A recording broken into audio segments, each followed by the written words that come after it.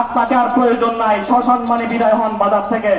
যদি সসম্মানে বিদায় না হন, কেজি করে বাইর করবো এই বাজার থেকে আপনাকে। অনেক বুঝানো হয়েছে আপনাকে, অনেকবার বলানো হয়েছে।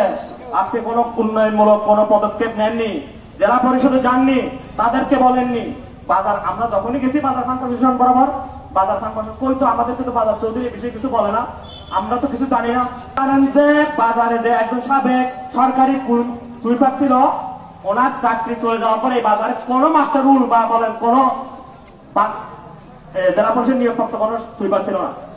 তাহলে উনি যে চৌধুরী একজন সদস্য, ওনার থেকে বিদায় নেবেন, চাকরিকালীন অবসরে যাবেন, ওনার বয়স শেষ, ওনার স্তরে তারও মানুষ প্রয়োজন। উনি কি কোনো পদক্ষেপ গ্রহণ করছে? বিশ্বাস করেন কোন পদক্ষেপ গ্রহণ করে নাই। আমরা নিজেদের টাকা খরচ করে, নিজেরা মানুষ ঠিক করে, মানুষের হাতে পায়ে ধরে আমরা জেলা পরিষদে গিয়ে তারপর তার চাকরি গিয়ে মাস্টার রোল চাকরি করেছি। কেন করেছি? 2 জন মাস্টার রোল, 2 জন চাকরি বাবদ ওখানে দেয় 12,000, 6,000 টাকা করে একজনের। আপনারা জানেন এখান থেকে একজন মানুষ যদি বান্দরবান থেকে যে এই 6,000 টাকা বেতন আনতে যায়, একজন মানুষের 500 টাকা আপনার খরচ হয়ে যায় না? তবে 2 জন মানুষের বেতন পায় কত? 11,000।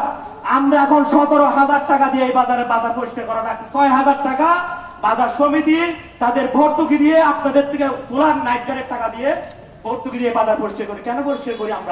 আমরা বুঝি এই বাজার যখন ময়লা থাকে, কেউ আসে, তখন আমাদের ব্যবসায়ীদের মান সম্মান ক্ষুণ্ণ হয়, আমাদের মান সম্মান ক্ষুণ্ণ হয়। অমুক সৌদাগর বলেন, এই বলেন, সেই বলেন, যাই বলেন, সবার মান সম্মান ক্ষুণ্ণ হয় যে এত বড় একটা বাজার ময়লা ফেলা কেন। আমরা সেই ভয় করে মান সম্মান ভয় করে ফেলি। কিন্তু এই মান সম্মানে ভয় করা তো উচিত ছিল বাজার চৌধুরী উচিত ছিল সেই মান সম্মানে ভয় করা, যে আমি এত বড় একটা বাজার চৌধুরী। আপনারা জানেন কিনা জানি না, এই আলীকদম বাজার বান্দরবান পার্বত্য জেলার সবচেয়ে বৃহত্তম বাজার, 9 একরের বাজার। এত বড় বাজার বান্দরবান সদরের বাজারও না,